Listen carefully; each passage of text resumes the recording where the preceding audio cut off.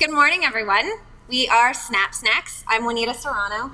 Godfrey Best. Nathaniel Shih. Raymond. And today we'd like to show you how we can solve your food indecision one step at a time. Does this sound familiar? Hey, what are we having for lunch? It's me.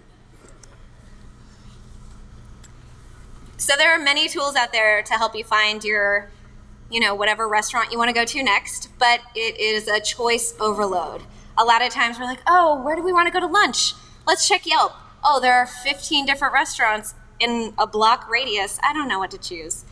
So we came up with SnapSnax. So this is actually. Oh, it's just this one. Yeah. So Let me click it. can I open this in browser? Yeah. Oh yeah, this isn't gonna work. Hold on. So click. Cool. Oh, this will open up the Roku.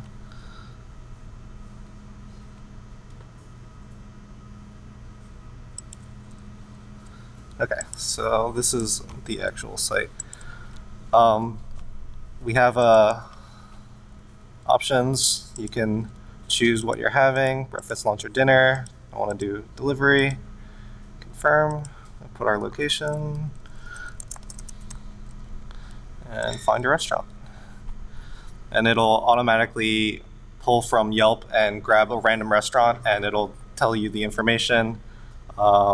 Puts it on the map. You can go to OpenTable if you want to make a reservation, and there's a link to Yelp here, so it'll actually give you the Yelp information for anything that you want to grab.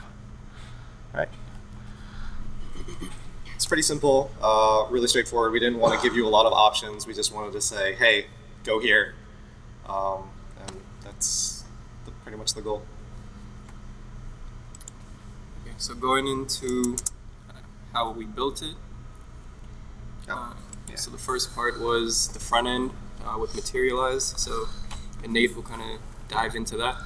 Yeah. So the page was built with Materialize, the parallax. So you have this nice scrolling effect.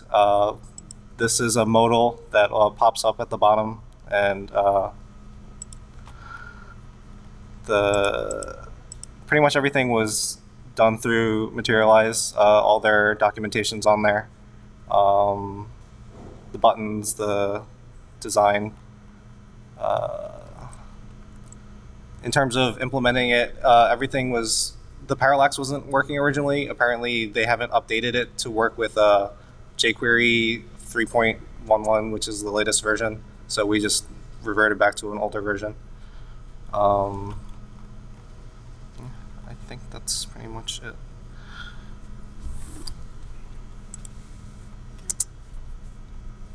Okay. For the more back-end side, with working with the Yelp API, that was the main part that I was going through.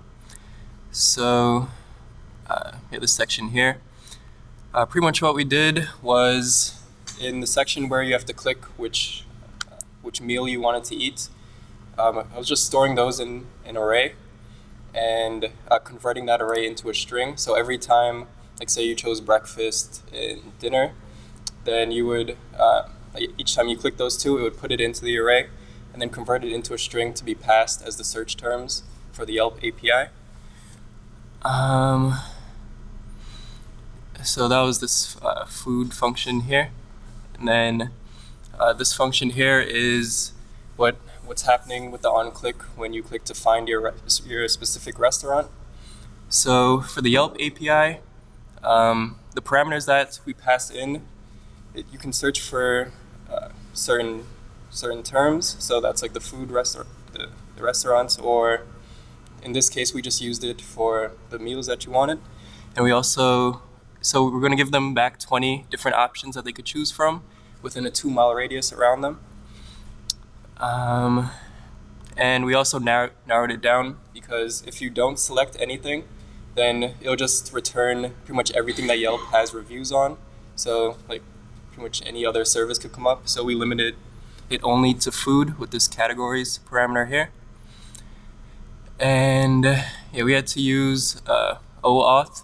We had to pass all of our search parameters through there in order to get it authenticated in order to use the Yelp API. So that was a bit of a challenge, but Joaquin was actually able to help us also out on that. And then we just have to format the information that we're getting back because it doesn't come back like nice and clean. So we just have to format that information. And then here was the AJAX call that we used. And the information that we received in the response, we just packaged all of that into one div that would be just appended to the page. So yeah, the information that we were looking for was everything that you saw there, such as the name, the phone number, the link to the Yelp page, the images. And then the next piece was we had to pass the location. So luckily, the Yelp API returns the latitude and longitude for us. So we're able to package that into an object and pass that into the Google Maps API so that it could actually find the restaurant location and drop the pin on the page exactly where it is. So I'll pass off to Juanita to go into the Google Maps part. So for Google Maps, one of the things that we were having issues with at first before we started compiling all of our different parts was the geocode aspect of it, and figuring out how to change the way that we write location into latitude and longitude, which we never use in daily life, and then putting it back in to pull up a real place for us. But thankfully, as Godfrey mentioned, Yelp gives us lat and long, so it made it a lot easier. And once we were able to figure out some of the issues we were having with Yelp, it made Google Maps so much easier. We also added in a function where there is an info box connected to the marker. So OpenTable was one of the APIs that we were thinking about using. And instead of using that data, we were able to just include a link to OpenTable inside the info box to be able to use that functionality without using their API. And let's go. Okay. So going forward, we wanted to, as Juanita mentioned, we want to use OpenTable, make it, like Nate said earlier as well, pretty straightforward and easy to use, similar to like a mobile device, like a iOS or Android. The problem we had with OpenTable before was the API, getting approved for the API. So the other thing as well is Postmates. We were looking for a delivery service. So we also had to get approved for that as well. And we do want to rebrand because there is another company called SnapSnax. Banana chips. Yeah, banana chips is, yes. So pretty much we just want to make it straightforward. When people in the group such as ourselves want to go to lunch or something and everybody's indecisive, you could just go to the app and press on the button real quick. Within seconds, everybody know what we're going to pick to eat, and that's pretty much it. Yeah, we were also thinking about maybe doing a Firebase database so you could log in and it would record where you've been, so it wouldn't give you the same options again. That's something that we could probably implement in the future. And a way to share the restaurant option with your friends so that when you're deciding all together, you can say, this is where we're going. That's it.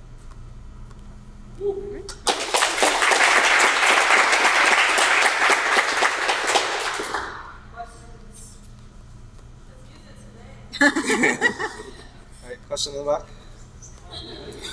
No?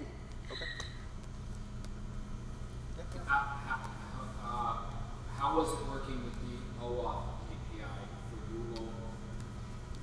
Yeah, we were initially going to use Yelp, and then we ran into the OAuth situation, and that was like a big roadblock.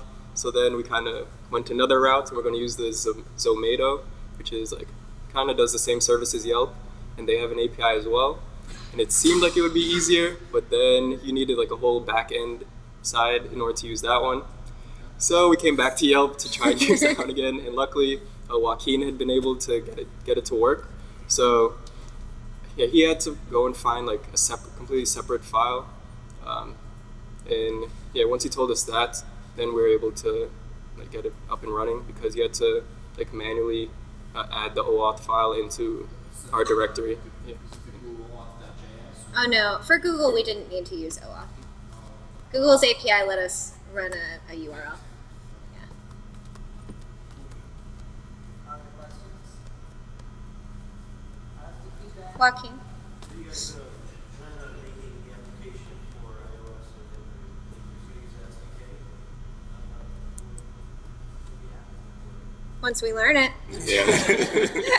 Pretty Yes. much. And there's also part of the Google Maps API that lets you geolocate your current location once you authorize location services, so that you don't have to know your current zip code or what your address is wherever you are, because a lot of the time you don't know. Oh, and like the previous group, it is, since Yelp is international, you can search wherever. If you're on a trip and you don't know any of the locations near you, you can just push it through and it'll give you a recommendation.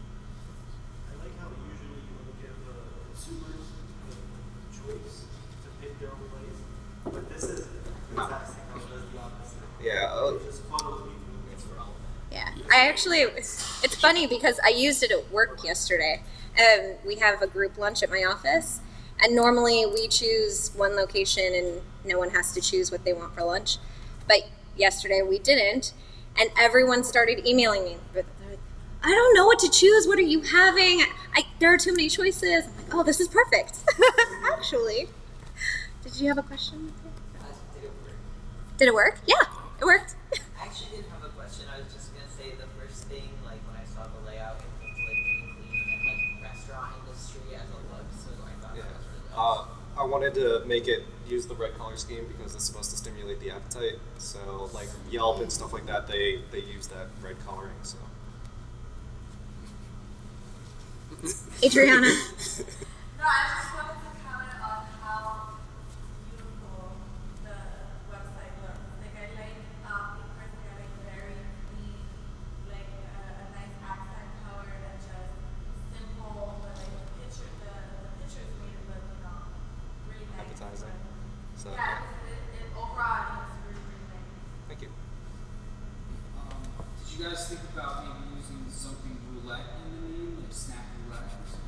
Maybe in our rebranding, you could come in as a consultant for our brand. Just say. Other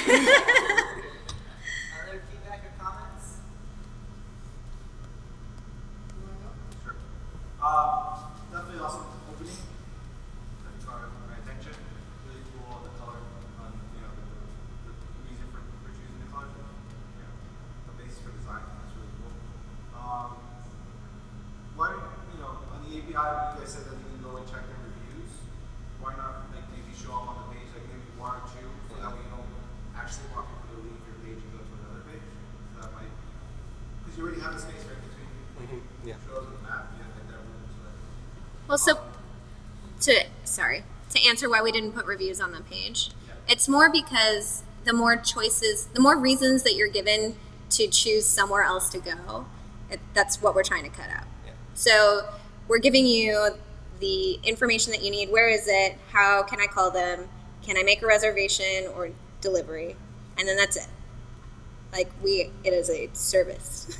I didn't really want to put the star review because sometimes Yelp is, especially with Yelp, since it's user reviewed, you can't exactly control. Like some people can put reviews for any reason without even having gone to their location. So I didn't really want to let that to. Yeah. So I didn't want to have that influence the user. that's cool. So on my end, I think the introductions were done right. Thank you for doing the who's-who. I think you did a really good job of setting up the user story, which is great. In the context of saying, what is the situation that you're trying to solve?